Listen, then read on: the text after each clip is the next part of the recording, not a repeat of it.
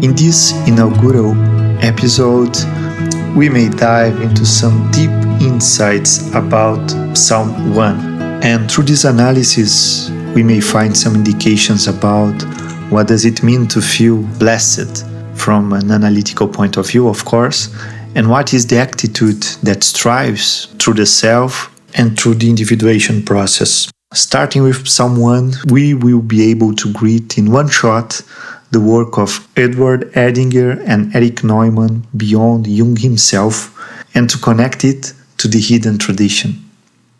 You shall find all the references in the notes of this release, and also I started with it not only because it is a text cherished by both Christians and Jews as a source of prayer and reflection, but while I am recording this one, I just noticed that today is the day that people greet the righteous man. That is the main theme of this episode. So, as Edinger stated in his book, The Sacred Psyche, the Psalms were born from encounters with the numinous, carrying with them the potential to activate archetypal energies for those who are receptive to their influence.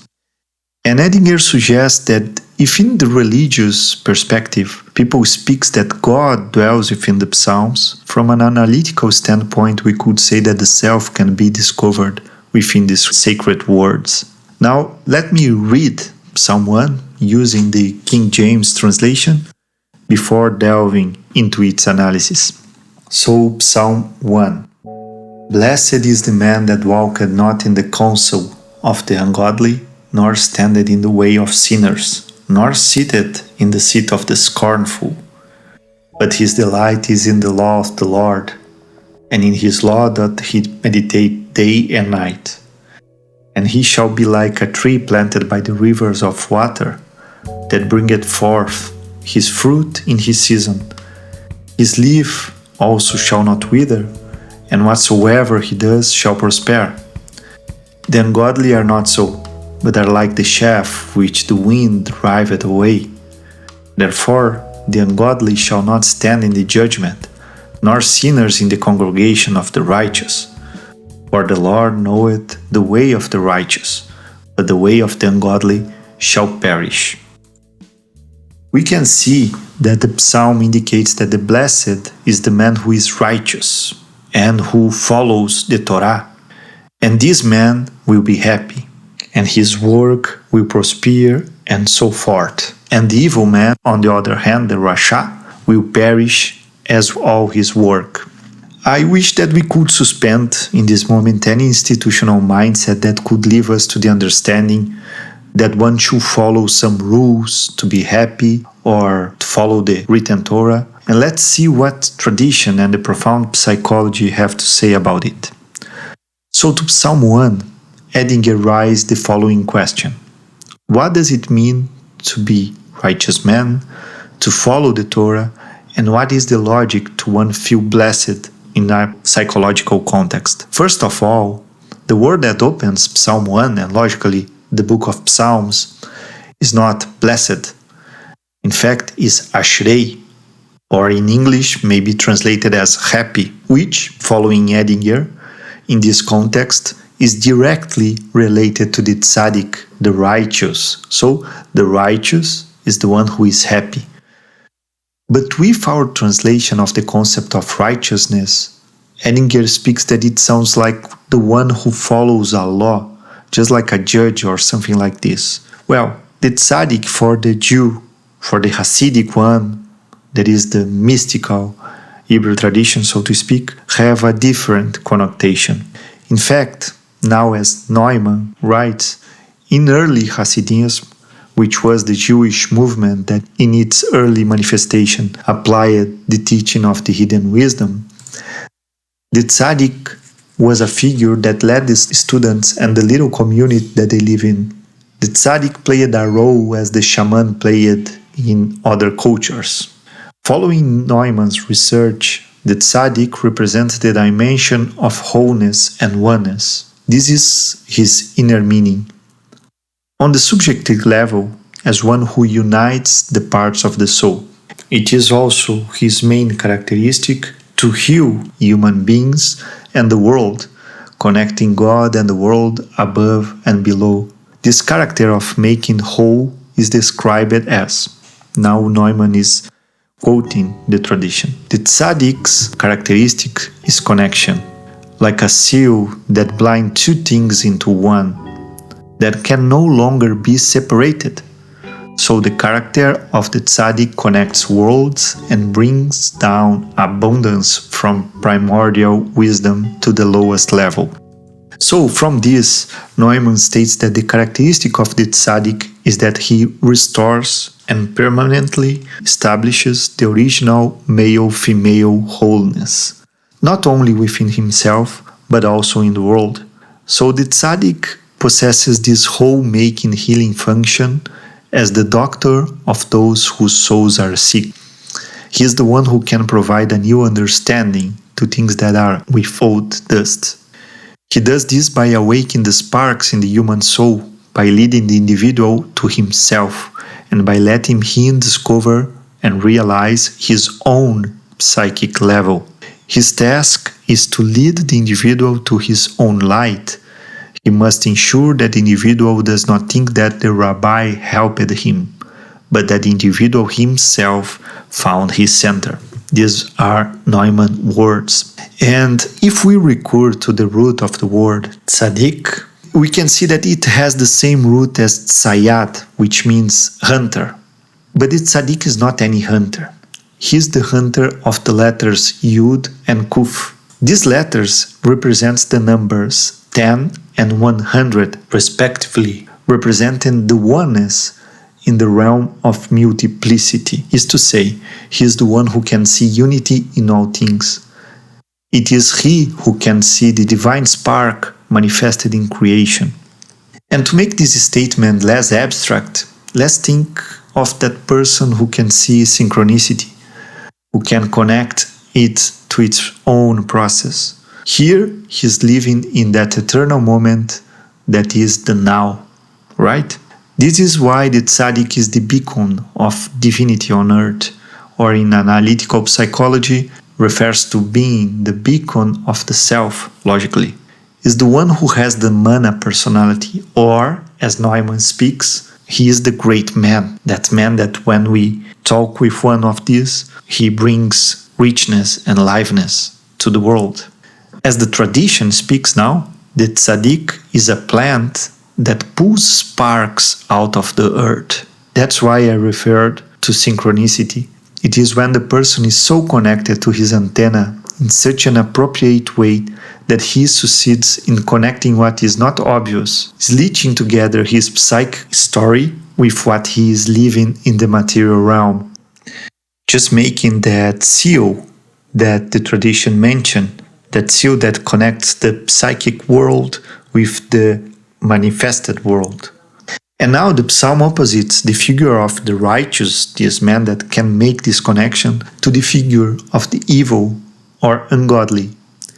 And the evil would be the one who splits the conscious and the unconscious. And when we pay attention to the word in Hebrew, the rasha, the ungodly, it has its root in the word bad, that is in Hebrew ra, composed by the letters resh and ain.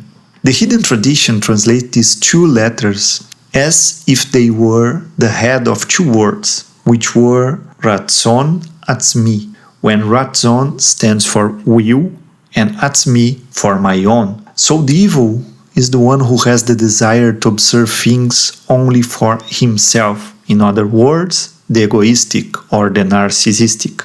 He feels like the center of the world.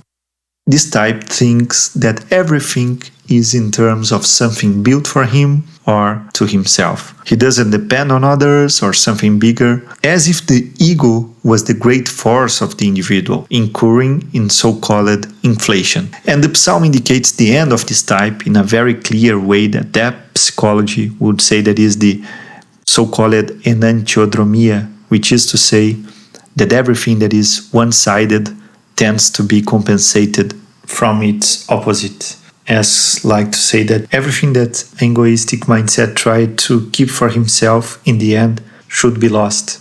Edward Edinger speaks that the righteous is the one who is self-oriented, and the wicked, the one who walks in opposition to the self. So this was the first symbolic approach to Psalm 1, and I hope that we achieve to indicate with more clear consciousness what is the tzaddik and what is the rasha, the evil or the wicked.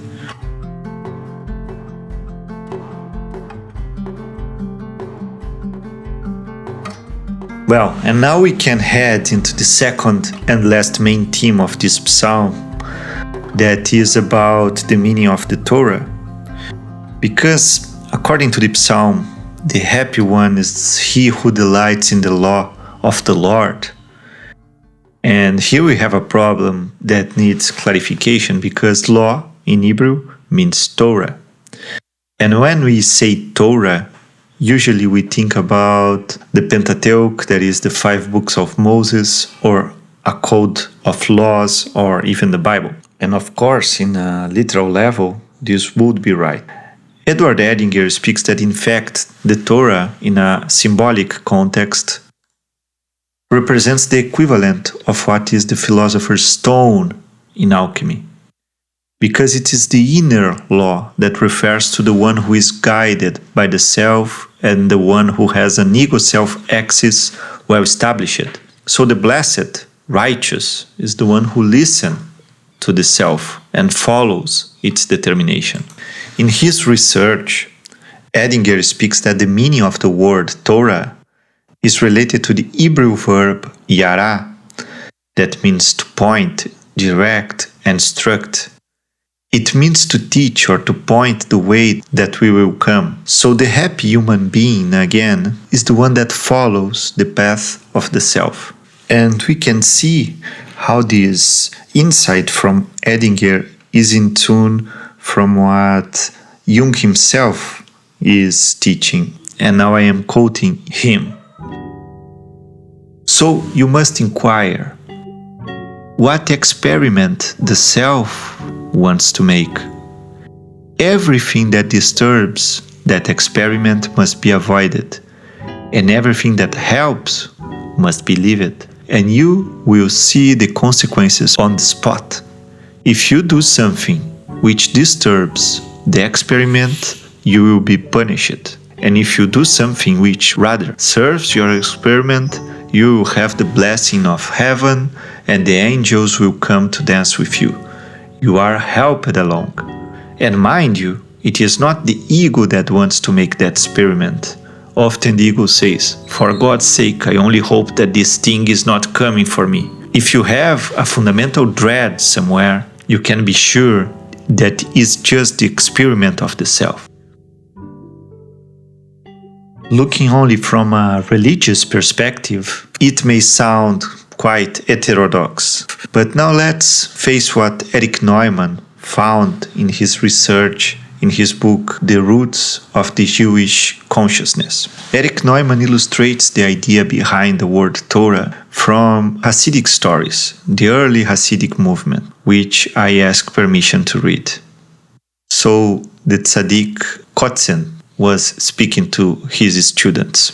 On a Shabbat, when my room is full of people, it is difficult for me to say Torah, for each person requires his own Torah, and each wishes to find his own perfection, and so what I give to all, I withhold from each. Following Neumann, the revolutionaries of this most individual form of the care of souls can be gouged only if it is seen against the background of a collective Judaism, in which the religious potency of the individual is small, whereas that of the collective community is extraordinarily great. One of the sharpest formulations in this respect is the answer given by a tzaddik to an inquirer student. The rabbi of Kotsk, again, asked a self-assured youth, "Can you learn?" "Yes," he replied. The rabbi then asked, "Do you know the meaning of the word Torah?" The youth fell silent. The meaning of the word Torah is it teaches. But you believe you can learn by yourself? This saying, following Neumann, is expanded by another. There is no man who is not incessantly being taught by his soul. One disciple then asked, "If this is so, why don't men obey their souls?" "The soul teaches incessantly," Rabbi explained, "but it never repeats. I am teaching you the best way of saying Torah.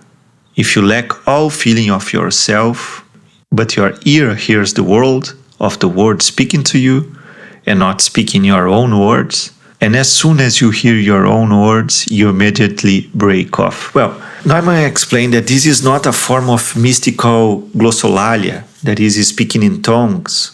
Saying Torah is identical here with a form of teaching, in that it teaches, requires clear consciousness, in that the Torah itself speaks, and in that human wholeness, the self, can express itself when the union is achieved between the creative unconscious and consciousness. This prophetic static orientation, in which the speaker is attached to this upper spiritual world, let's say, proceeds from the state of what we call inspiration. And inspiration is the name of which comes from the word spirit in breathing.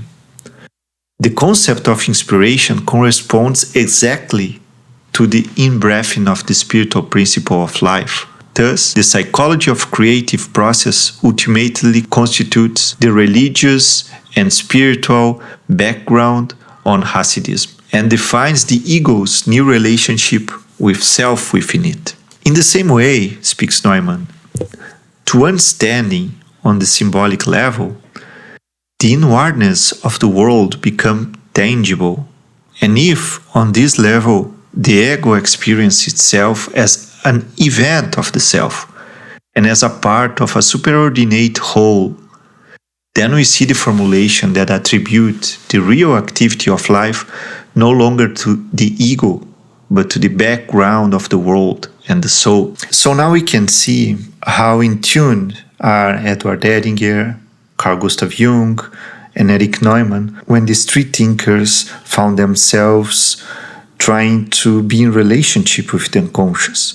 We can see this kind of religious attitude that is necessary from a person towards the unconscious and to be in contact with the self. It is a process of listening to the world, listening to the soul, and to put this in practice. This is quite similar from what we read in the book of Zohar. And as I promised to merge the analytical research to the mystical tradition, I am bringing a little quote from the book of Zohar, from the Parashat Va'et Hanan. So now I'm bringing this quote from the Zohar that is a counsel. And I wish that you that are listening till now replace the word Torah not as a book, thinking that the Torah is the soul or the self speaking to us. So this is the counsel that we found in the book of Zohar. The counsel one should follow in this world is to engage in the Torah day and night, never departing from it. As it is written, meditate on it day and night. Joshua 1:8. If one turns away from Torah or separates from it, it is like separating oneself from life. So, following this, my dear friends, I think that we can connect the Psalm 1, which points what does it mean to feel blessed, what does it mean to follow the Torah, to follow the law of the Lord, and what does it mean to be a Rasha, an evil and wicked man, that is to avoid this path. So, dear friends, thank you for listening. I hope that this presentation become a conversation. Always feel free to write, comment, and to suggest some researches. I hope to see you soon. All the best and goodbye.